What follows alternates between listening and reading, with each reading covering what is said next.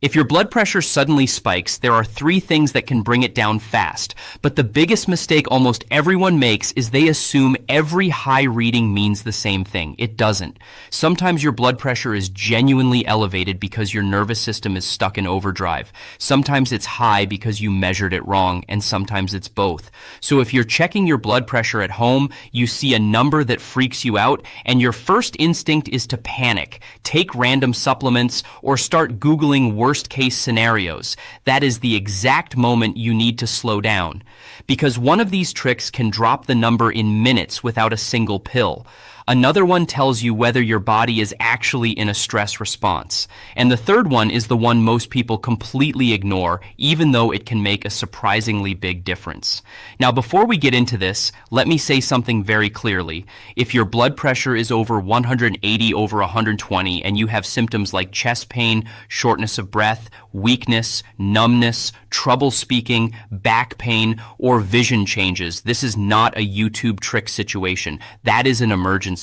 You need immediate medical care. But if you're dealing with that common situation where the number is elevated, you feel the stress climbing, and you want to bring it down fast, let's go through the three tricks. Because once you understand why they work, you'll never look at a blood pressure reading the same way again. What's interesting about blood pressure is this. People think it is one stable number. It's not. It's a moving target. It changes with stress. It changes with posture. It changes with your breathing. It changes with whether your bladder is full. It changes with whether your arm is hanging down or supported. It changes with whether you're talking during the test. So the first thing you need to understand is this. A high reading is not always a clean reflection of your baseline. Sometimes it is a stress spike. Sometimes it is a mechanical error. Sometimes your body is hitting the gas pedal and you're trying to interpret that like it's your normal cruising speed. And if you don't separate those two things, you can completely misunderstand what your body is doing. That's why trick number one is not glamorous, but it is incredibly powerful. Yes, something as simple as going to the bathroom can matter. Most people have no idea that a full bladder can raise blood pressure. Why? Because when your bladder is full, it stimulates your nervous system. The body treats it like a signal that needs attention. That sympathetic activity can raise the reading. So if you check your blood pressure when you've been holding it, you may not be measuring your true pressure. You may be measuring your body's irritation response. And that's not a small effect. It can be a surprisingly large one. Now think about how many people do this. They rush home, they've been in traffic, they had caffeine earlier, they sit down quickly, they're already a little anxious, they need to use the bathroom, then they wrap the cuff on, hit the button, and act shocked when the number comes back high. But the body is basically saying, "Are you serious right now? You want me calm while you're doing all of this?" So the first trick is simple. If you want the number to come down quickly, empty your bladder first, then sit down. And don't go right into the reading, because the second part of this trick is just as important. Give your nervous system a moment to stop defending itself. A lot of people think, well, if my blood pressure is high, I need to know right now. No. You need an accurate number. That is different. You don't want to measure the spike you created by rushing into the test. You want to measure what your body settles into after the unnecessary triggers are removed. And this brings us right into trick number two, because this is where most people unknowingly add even more pressure to the reading. This one is huge, because most people think taking blood pressure is just putting on a cuff and pressing a button. It's not. There is a right way to do it. And when you do it wrong, the number can go up for reasons that have nothing to do with chronic hypertension. Here's what I mean. If your back is unsupported, your body has to engage muscles just to hold posture. If your feet are dangling or your legs are crossed, circulation dynamics change. If your arm is hanging lower than heart level, the reading can go artificially high. If you talk during the measurement, even casually, that can raise it too. So now you're not just measuring blood pressure, you're measuring posture strain, muscular effort, mental engagement, and nervous system activation. That's a mess. The proper setup is simple. Sit in a chair, not twisted on a couch, not perched on the edge of a bed, not standing in the kitchen doing three other things. Back supported, feet flat on the floor, legs uncrossed, arms supported at chest level, cuff on bare skin.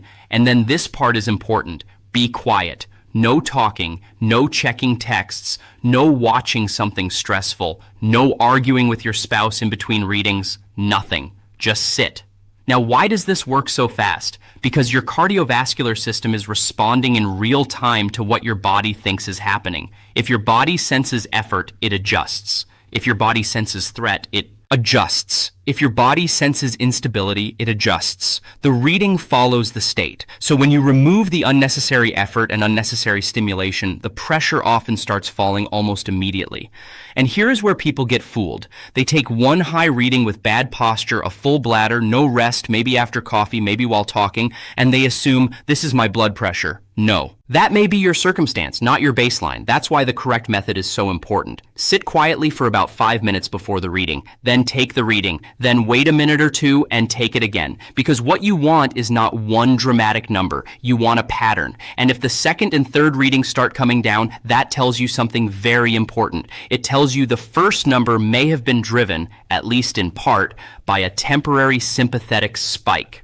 Now that brings us to the third trick, and this is the one that can actually help calm the system itself, not just the measurement conditions. The system. This is where things get really interesting. Your body has two major modes. You can think of them like an accelerator and a brake. The accelerator is your stress response. Heart rate goes up, vessels tighten, blood pressure rises, attention narrows. The brake is the recovery response. Heart rate settles, vessels relax, pressure can come down. And one of the fastest ways to influence that system voluntarily is through your breathing. Now, why does this work? Because breathing is one of the few body functions that is both automatic and voluntary. You can take control of it. And when you slow it down, especially when you lengthen the exhale, you send a signal to the body that the emergency is over. That can help reduce sympathetic tone and increase parasympathetic activity.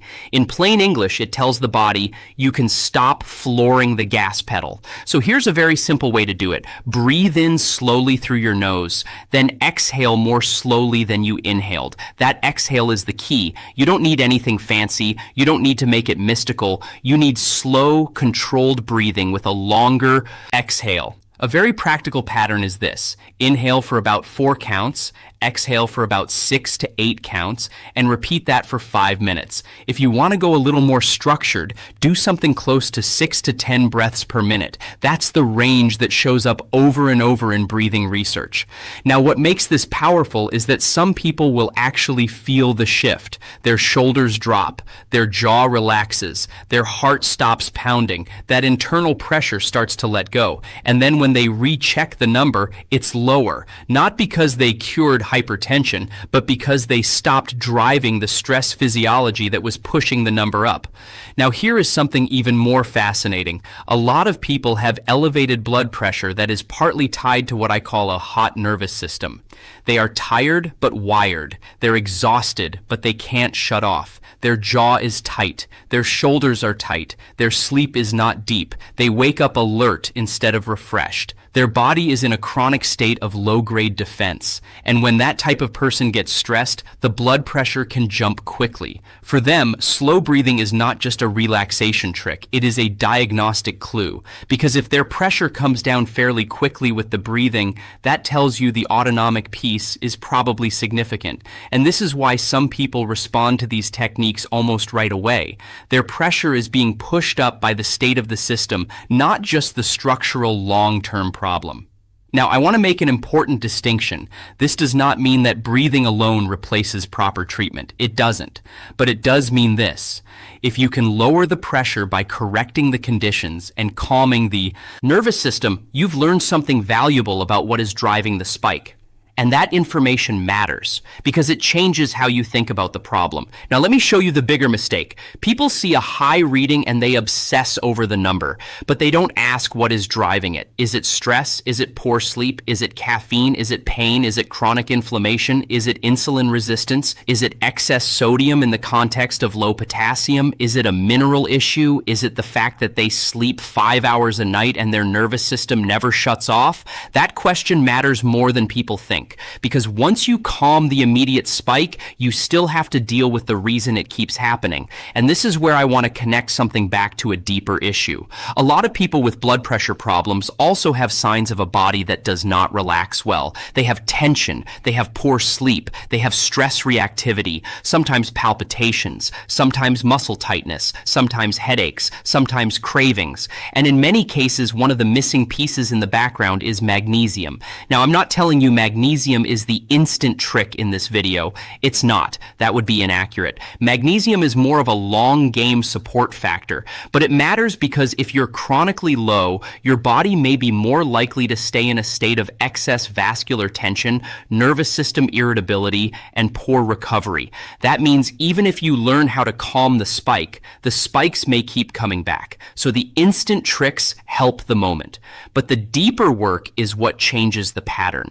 And once you understand that, you stop chasing numbers and start understanding physiology. So let's make this very practical. If you get a high reading, here is the sequence. First, don't panic. Second, if you need to use the bathroom, do that first. Third, sit down correctly. Back supported, feet flat, legs uncrossed. Arms supported at heart level.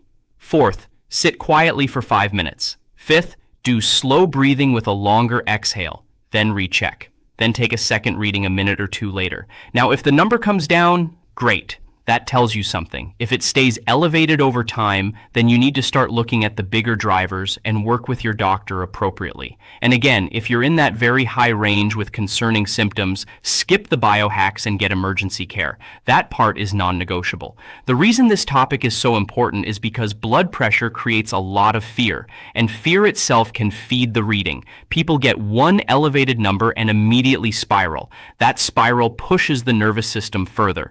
Then the next reading is worse. Now they're even more afraid. And it turns into this loop.